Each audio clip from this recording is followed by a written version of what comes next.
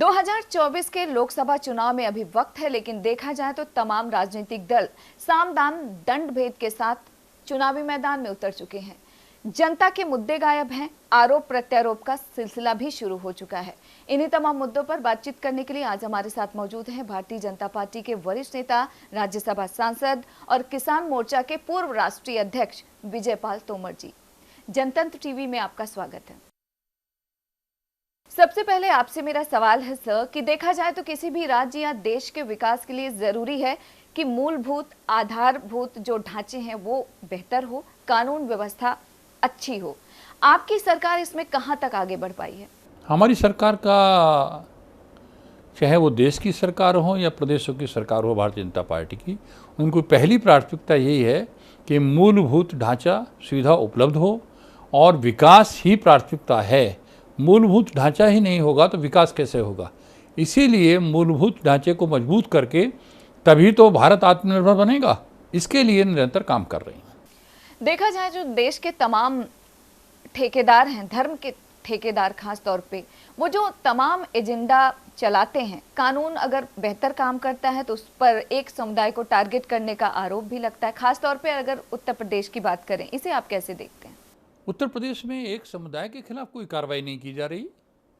यदि कहीं बुलडोजर चला है तो आपने देखा होगा, हिंदू है या मुसलमान है, गलत काम करने वाले अपराधियों के खिलाफ चला है।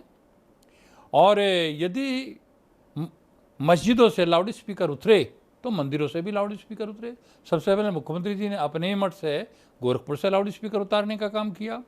हाँ, ये जरूर है, कानून को हाथ में लेगा कोई भी समुदाय हो, कोई भी अपराधी हो, उसको नहीं बख्शा जाएगा, उसके साथ सख्ती की जा रही है।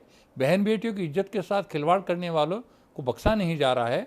तो ये परेशान वो लोग हैं जो कानून को समझते नहीं थे, कानून को तोड़ते थे और वो ही जाकर के आम आदमी की बात सुनी नहीं जाती थी। आज आम आदमी सुरक्षित है और उसका परिणाम भी आपने चुनाव में देख लिया कि जनता उस सरकार को पसंद करती है जिसने अच्छी कानून व्यवस्था दी है। अगर उत्तर प्रदेश की बात करें तो योगी सरकार ने गैर मान्यता प्राप्त मदरसों के सर्वे के आदेश दिए हैं, प्रक्रिया भी शुरू हो चुकी है। इतना जरूरी क्यों था सर्वे? देखिए, कुछ मदरसों की शिकायतें मिली कि उनसे आतंकवादियों को फंडिंग भी हो रही है और वहाँ से ट्रेनिंग भी दी जा रही है। और यदि सर्वे हो रहा है और कुछ हम गलत नहीं हैं तो क्यों परेशान हो रहे हैं सर्वे से? कोई भी ऐसे संस्थान जो शिक्षा के लिए हैं, उनमें यदि कुछ गलत कार्रवाई की जाती है तो निश्चित रूप से परेशानी होगी। और सही यदि मदरसे चल रहे हैं तो सर्वे से उन्हें परेशानी नहीं होनी चाहिए। सर्वे होने का मतलब ये नहीं है कि मदरसों के खिलाफ कोई कार्रवाई की जा रही हो। असदुद्दीन ओवैसी कह रहे हैं तो मिनी एनआरसी है। असदुद्दीन ओवैसी जी को तो सब एनआरसी दिखाई देती है। मैं ये कहता हूँ, एनआरसी में परेशानी क्यों है? सीएए में परेशानी क्या है? इन्होंने सीएए का विरोध करना अगर शुरू कर दिया था, क्यों सीएए का विरोध किया था साहब इन्होंने? क्या सीएए में परेशानी थी? किसी मुसलमान की नागरिकता लेने के लिए नहीं था, देने के लिए था। जो प्रताड़ित हुए हैं बांग्लादेश में, पाकिस्तान में, अफगानिस्तान में आए हैं, उनको नागरिकता देने के लिए बनाया गया था।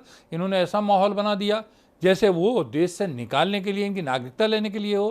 तो इस तरह की बात ठीक नहीं। मदरसा सर्वे को लेकर विवाद थमा नहीं था कि अब योगी सरकार ने एक और पहल कर दी है, वक्फ बोर्ड की जो जमीनें हैं उसके सर्वे का आदेश दे दिया है। क्या दिक्कत है? यदि वक्फ बोर्ड की जमीन है, वक्फ के नाम है, तो निश्चित रूप से वक्फ के नाम रहेगी। यदि सरकारी जमीन है तो क्यों वक्फ बोर्ड के नाम रहे? सरकारी जमीन कहीं भी है, किसी के पास भी है, वो सभी जगह निकाली जा रही है और वो सरकार में निहित की जा रही है। अगर संघ प्रमुख मोहन भागवत जी की बात करें तो अभी वो मदरसे का दौरा भी उन्होंने किया, मस्जिद जाकर इमाम से मुलाकात भी की। इसको लेकर अब सवाल खड़े हो रहे हैं। लगातार ये कहा जा रहा है कि आखिरकार इसकी जरूरत क्यों थी? ओवैसी भी नाराज है।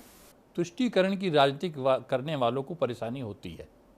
ये जो आए दिन आरोप लगाते हैं कि आरएसएस जो है एक हिंदूवादी संगठन है, भारतीय जनता पार्टी की जितनी भी नीतियां हैं वो सबके लिए हैं। सबका साथ, सबका विकास, सबका विश्वास। चाहे वो आवास देने का काम किया गया हो, चाहे वो गैस सिलेंडर देने का काम किया गया हो, चाहे बिजली के कनेक्शन देने का काम किया गया हो, या शौचालय बनाने का काम किया हो, या आयुष्मान भारत योजना के कार्ड देने का काम किया हो, जाति और धर्म देख के नहीं दिया गया है। चाहे वो हिंदू है या मुसलमान है, जो उसके लिए पात्र है उनको दिया गया है। तो संघ भी चाहता है जो देश के देशभक्त हैं उन सब के लिए वो जोड़ रहा है, तो दिक्कत क्या है। और हमारे प्रधानमंत्री जी भी कहते हैं कि हम सबको साथ लेके चलेंगे, सारी योजनाएं सबके लिए हैं, कहीं कोई भी एक भी योजना ऐसी नहीं बता सकते कि हिंदू के लिए है मुसलमान के लिए नहीं है। या पहला अधिकार जैसा यूपीए सरकार में कहा था कि एक वर्ग विशेष का पहला अधिकार यहाँ के संसाधनों पर हो, यहाँ का तो सीधा है गरीब का पहला अधिकार है। गरीब हिंदू है या मुसलमान है ये कोई मतलब नहीं है। क्योंकि देखा जाए तो अक्सर ही संघ की जो तुलना है वो मुस्लिम विरोधी के तौर पर होती है, तो क्या आपको लगता है कि संघ प्रमुख मोहन भागवत के इस पहल से जो छवि है संघ की उसमें थोड़ा सा बदलाव आएगा?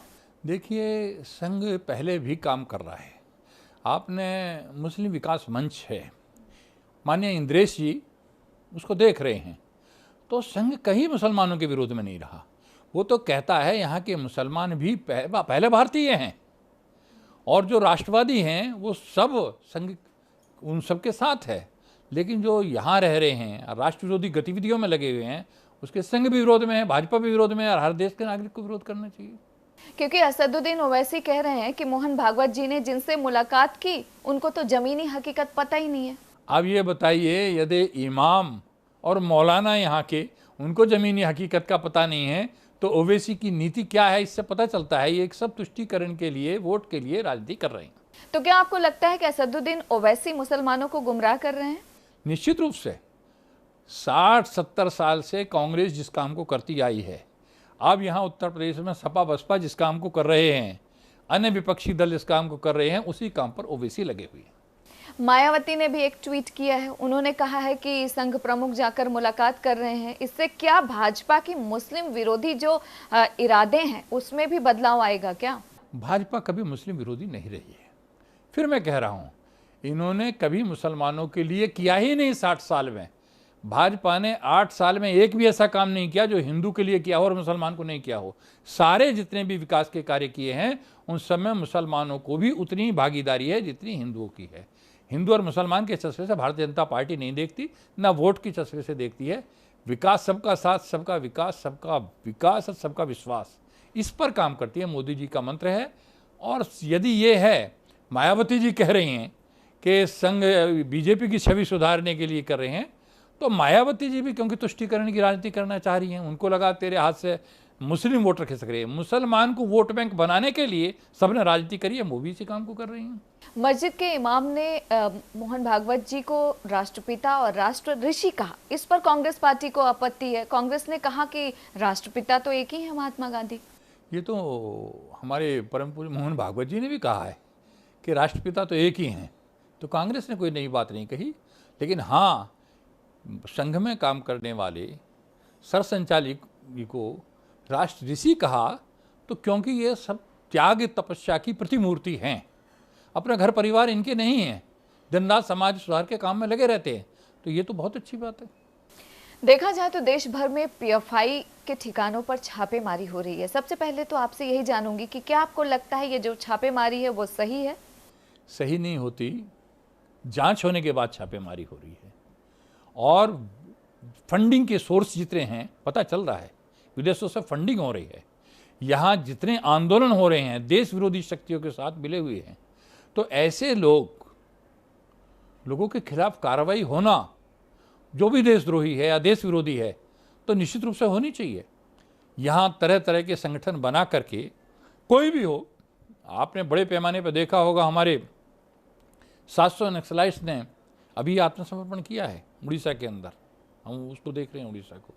और ज़्यादातर प्रदेशों में नक्सल एरिया में नक्सलाइट सरेंडर करते जा रहे हैं। नॉर्थ ईस्ट पूरी तरह शांत हो गया है, सब आंदोलन समाप्त हो गए हैं। पीएफआई में नए सिरे से जो सिमी वाले लोग थे और संगठनों के लोग थे, वो पीएफआई बना करके देश विरोधी गतिविधियों में लगेंगे। तो एनआईए जांच कर रही है, इसमें जो दोषी है उन्हें बख्शा नहीं जाएगा। और मैं तो बधाई देना चाहता हूं गृह मंत्री जी को, जिन्होंने अच्छा कदम उठाया। क्योंकि ऐसा कहा जा रहा है कि पीएफआई लगातार देश विरोधी हरकतों को अंजाम दे रहे हैं, देश के लिए खतरनाक हो सकते हैं, इसलिए देश भर में छापेमारी हुई। लेकिन जहां पर भी छापेमारी हो रही है वहां पर पीएफआई संगठन से जुड़े हुए तमाम लोग विरोध प्रदर्शन कर रहे हैं, इसे आप कैसे देखते हैं? देखिए, ऐसा विरोध तो करेंगे, क्योंकि एनआईए छापेमारी और गिरफ्तारी वहीं कर रही है जहाँ उन्हें सबूत मिल रहे हैं। अब लेकिन उनके पास तो और क्या है कहने के लिए, यही कहने को है ना कि भाई, और विपक्ष साथ खड़ा हो जाएगा। सीएए में साथ खड़ा हो गया था, और आंदोलन में साथ खड़ा हो गया था, जेएनयू तक में साथ खड़ा हो गया था, क्योंकि उन्हें वोट की राजनीति चाहिए। तो वो विरोध कर रहे हैं, लेकिन इसकी सरकार को चिंता नहीं करनी चाहिए। निष्पक्ष रूप से सरकार कार्रवाई कर रही है। इस मुद्दे पर कांग्रेस पार्टी का यह कहना है, खासतौर पे तारिक अनवर का, उनका यह बयान है कि पीएफआई को लेकर जो केंद्र सरकार के जांच है वो बिल्कुल सही है, जांच होना भी चाहिए। यदि कोई देश अनहित में काम कर रहा है, देश विरोधी हरकतों को अंजाम दे रहा है, लेकिन उनका यह कहना है कि संघ और बजरंग दल को लेकर जांच क्यों नहीं हो रही है। संघ बजरंग दल में भी यदि कोई गलत काम करता है तो उसके खिलाफ कार्रवाई होती है, लेकिन संघ और बजरंग दल देश विरोधी काम तो कहीं कर नहीं रहे। हाँ, इन लोगों ने जरूर झूठे सच्चे आरोप लगाकर माननीय नरेंद्र भाई मोदी जी को परेशान करने का काम किया था। अब वो सब सच्चाई सामने आ रही है। झूठे सच्चे आरोप लगाकर कर्नल पुरोहित को जेल में डालने का काम किया था, साध्वी प्रज्ञा को जेल में डालने का काम किया था। इस तरह की हरकतें यूपीए के टाइम में हुई हैं, भारतीय जनता पार्टी और एनडीए के टाइम में नहीं हो रही हैं। समाजवादी पार्टी के सांसद हैं शफीकुर रहमान बर्क, वो कहते हैं कि पीएफआई तो मुसलमानों का मसीहा है, केंद्र सरकार टारगेट कर रही है। और क्या कहेंगे, उनको मुसलमान वोट सुरक्षित करनी है, वोट की राजनीति कर रहे हैं। पूरी पार्टी समाजवादी वोट की राजनीति कर रही है, तुष्टीकरण की राजनीति कर रही है, तो ऐसी भाषा बोलेंगे वो। तो क्या आपको लगता है पीएफआई जैसे खतरनाक संगठन पे बैन लगना जरूरी है? देखिए, वो तो जब इस तरह की आवश्यकता समझी जाएगी तो सरकार उचित निर्णय लेगी। राहुल गांधी भारत जोड़ो अभियान में जुटे हुए हैं। क्या आपको लगता है कि कन्याकुमारी से जिस मुहिम में जुटे हैं वो उसमें कामयाब होंगे? उसके बारे में मैं क्या कह सकता हूँ। राहुल जी हैं, अपनी पार्टी को तो जोड़ लें, फिर भारत को जोड़ें। पार्टी तो टूटती जा रही है उनकी, भारत को जोड़ने पर लग रहे हैं। भारत अलग कहाँ है? भारत का यदि कुछ हिस्सा टूटा है तो उसके लिए कांग्रेस ही जिम्मेवार है। बहुत बड़ी संख्या में, यदि 43,000 किलोमीटर चाइना के पास गया है तो उन्हीं के टाइम में गया है, अलग नहीं गया है। तो वो भारत को जोड़ने की बात करें, भारत तो जुड़ा हुआ है, अपनी पार्टी को जोड़ें। कांग्रेस पार्टी में चुनाव होने वाला है, राष्ट्रीय अध्यक्ष को लेकर अशोक गहलोत का नाम बहुत आगे चल रहा है। इस चुनावी लड़ाई में अशोक गहलोत के साथ साथ शशि थरूर भी हैं, इसके अलावा मनीष तिवारी, दिग्विजय सिंह, तमाम लोगों का नाम है। भारतीय जनता पार्टी लगातार ये आरोप लगाती रही है कि कांग्रेस बिना गांधी के आगे नहीं चल पाएगी, लेकिन यदि राष्ट्रीय अध्यक्ष कोई गैर गांधी बनता है तो क्या आपको लगता है कि आप लोगों का एक बड़ा मुद्दा हाथ से निकल जाएगा? ऐसा कुछ नहीं।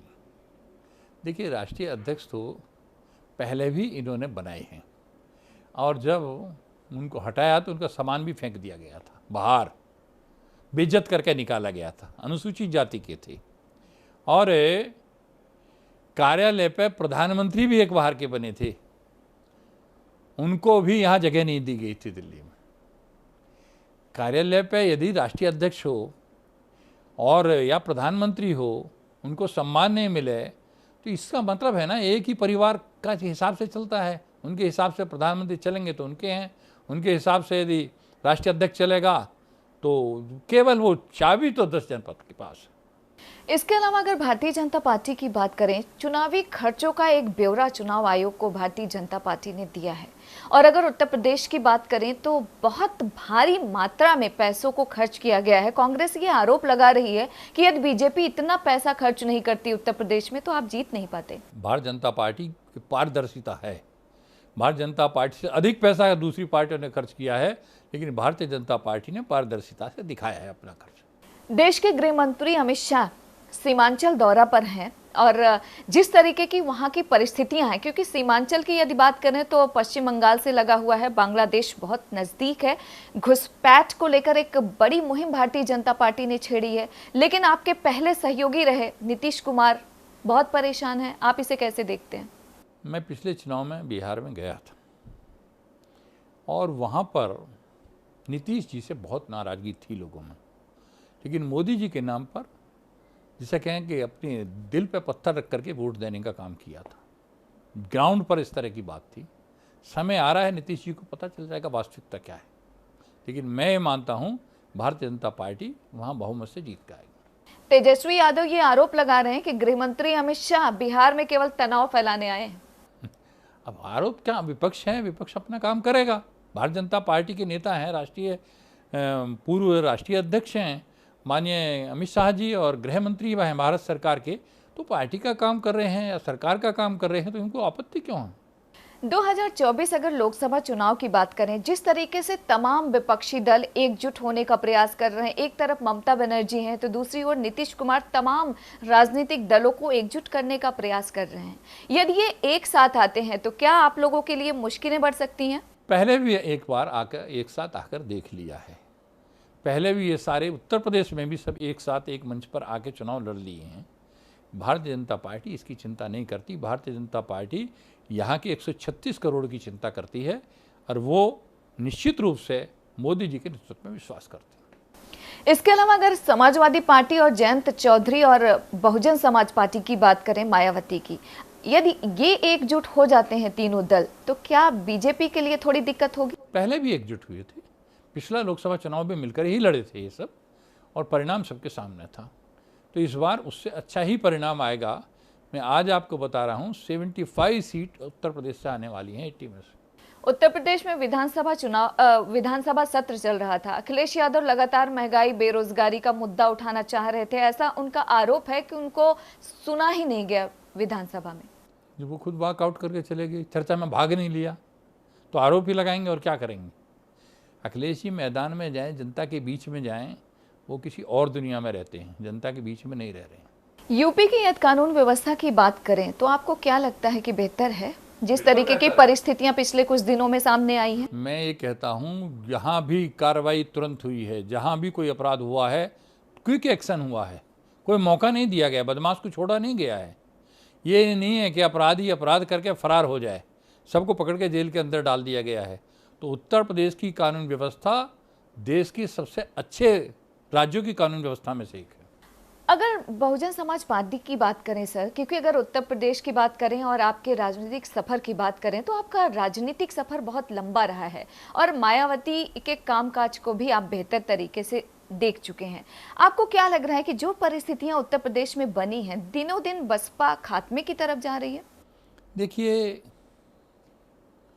उत्तर प्रदेश में लंबे समय से चाहे कांग्रेस रही हो, सपा या बसपा रही हो, ये जातियों के आधार पर जोड़ तोड़ करके राजनीति करती रही हैं।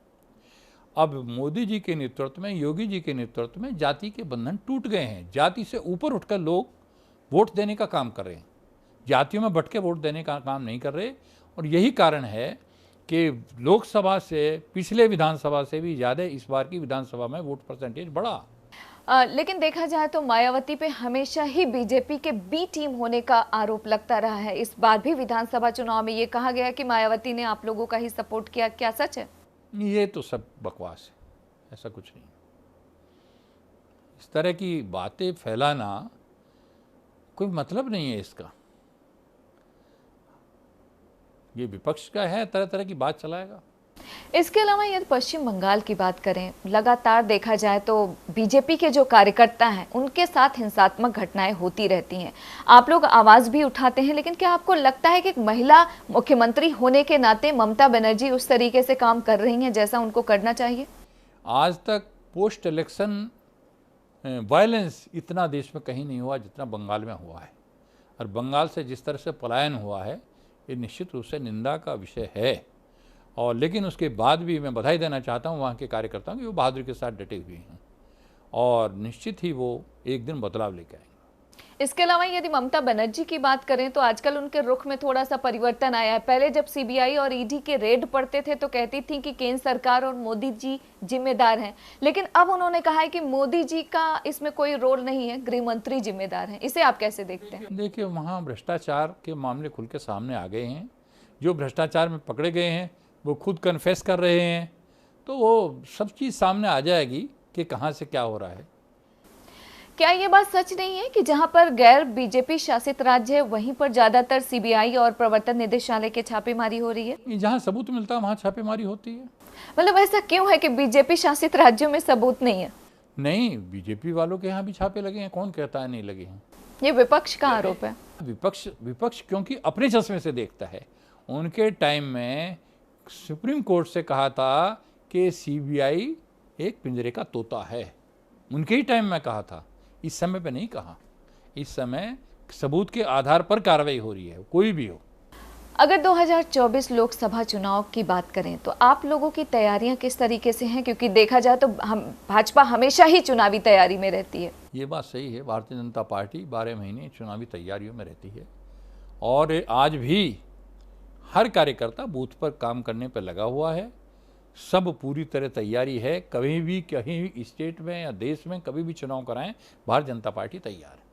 उत्तर प्रदेश की यदि बात करें, जिस तरीके से योगी सरकार कामकाज कर रही है यूपी में, आप ये बताएं कि आखिरकार मुसलमानों में भरोसा क्यों नहीं हो रहा है बीजेपी को लेकर, कि बीजेपी मुसलमानों के लिए भी काम कर रही है, इतना शक क्यों? मुसलमानों को भरोसा नहीं होता तो अपनी स्वेच्छा से क्या ये अपनी मस्जिदों से लाउड स्पीकर उतार लेते? सबने कहीं भी कोई वायलेंस नहीं हुआ है, अपनी स्वेच्छा से उतारे हैं। ऐसा नहीं है कि भरोसा नहीं है। मुसलमान को भरोसा नहीं होता तो हम रामपुर और आजमगढ़ कैसे जीत गए होते? जो छोटे तबके का मुसलमान है भारतीय जनता पार्टी की तरफ आ रहा है। आप जिस आजमगढ़ और रामपुर की बात कर रहे हैं, अखिलेश यादव को उस पर तो शंका है कि मिली भगत से जीते हैं, क्योंकि वो तो सपा का गढ़ हुआ करता था। अब यदि मैनपुरी में ये हार जाएंगे तब क्या कहेंगे? पिछली बार भी ये कितने वोट से जीते थे अपने यहाँ के इलाके की विधानसभाओं को, और इसको सबको मालूम है। अब वो ये कहना कि मिली भगत है, इसका कोई औचित्य नहीं है। ओम प्रकाश राजभर के सुर आजकल बदले हुए हैं। योगी जी से मुलाकात भी हुई और भी ज्यादा वो भाजपा में लग रहे हैं। क्या आपको लगता है कि लोकसभा चुनाव से पहले एक बार फिर उनका आगमन होगा आप लोगों के साथ? बारे में मैंने ना कोई जानकारी है और ना मैं उत्तर प्रदेश में कोई पार्टी के संगठन में किसी दायित्ववान पद हूँ। मैं तो उड़ीसा में सह प्रभारी हूँ, वहाँ के बारे में थोड़ी घनी जानकारी रखता हूँ। मेरी यहाँ की जानकारी नहीं है। जो पार्टी करेगी निर्णय ठीक ही करेगी। अगर उड़ीसा की बात करें तो नवीन पटनायक जी लंबे समय से वहां सत्ता में है। भाजपा वहां खुद को कितना पाती है, किस तरीके से? वहाँ अल्टरनेटिव है, भाजपा ही सरकार बनाएगी 24 में।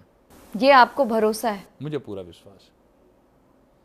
भाजपा के कार्यकर्ता जिस तरह वहाँ काम कर रहे हैं, जिस तरह संघर्ष कर रहे हैं, चाहे वो किसानों के मुद्दे हों, चाहे महिलाओं के मुद्दे हों, चाहे कानून व्यवस्था हो, चाहे भ्रष्टाचार के खिलाफ हो, और कोई वहाँ विकल्प है नहीं।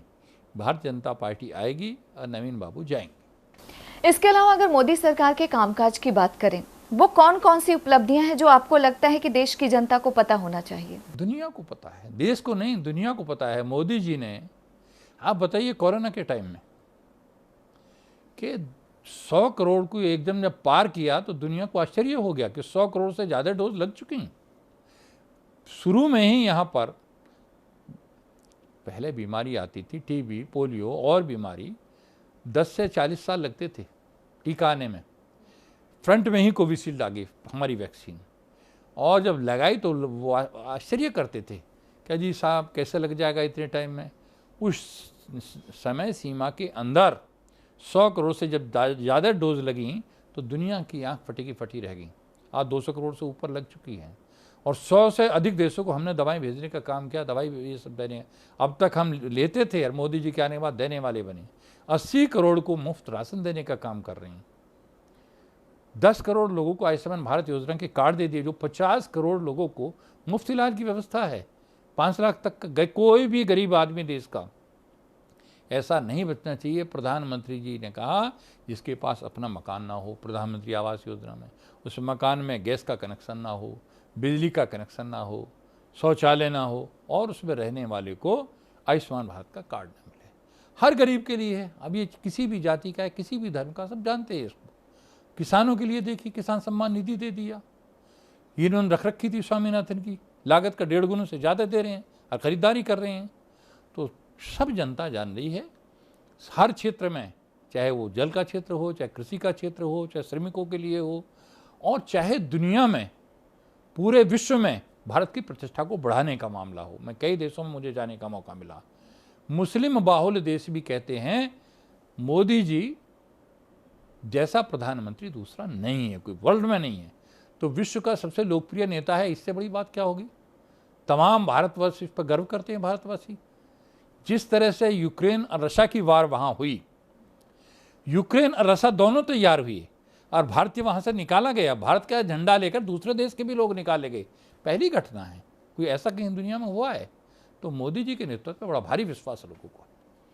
क्योंकि देखा जाए अगर 2024 लोकसभा चुनाव की बात करें, आपके पूर्व सहयोगी नीतीश कुमार आपसे अलग हो गए, महाराष्ट्र की बात करें तो उद्धव ठाकरे आपसे दूर हो गए, तो क्या आपको लगता है कि इसका असर पड़ेगा? जो आपके सहयोगी थे वो दूर ही गए हैं, कोई नया आया नहीं?